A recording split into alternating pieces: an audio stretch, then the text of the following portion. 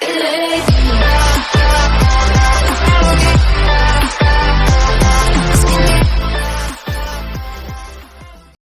Axeman of New Orleans.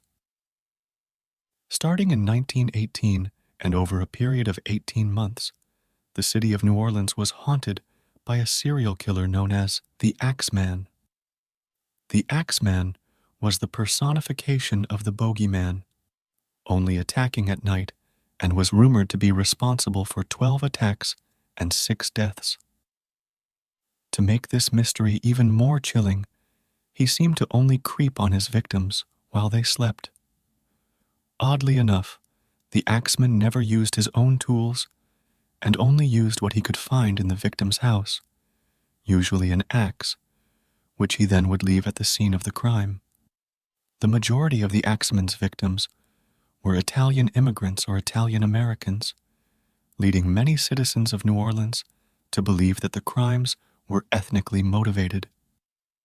Many media outlets drew frenzy from this aspect of the crimes, even suggesting mafia involvement despite the pure lack of evidence. Other crime analysts have suggested that the Axeman killings were related to sex, and that the murderer was perhaps a sadist specifically seeking female victims. Other theories include that the Axeman killed male victims only when they blocked his attempts to murder women, supported by cases in which the woman of a household was murdered, but not the man. A less likely theory is that the serial killer committed the murders in an attempt to promote jazz music, suggested by a letter that the murderer himself was rumored to write, which stated that he would spare the lives of those who played jazz in their homes. The Axeman was never identified, and the murders remain unsolved. The death of the boy in the box.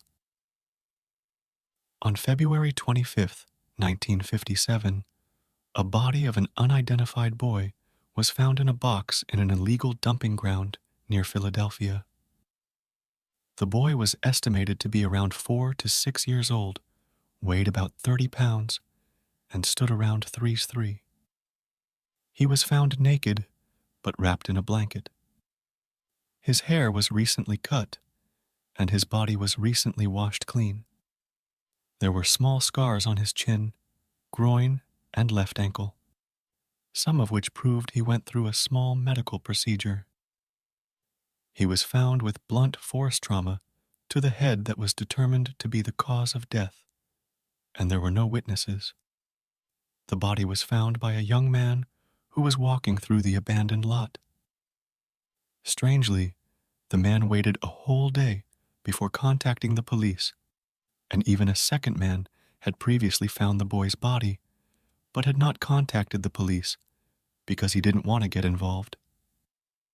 With the cold weather and delayed phone call, police weren't able to accurately estimate the time of the boy's death.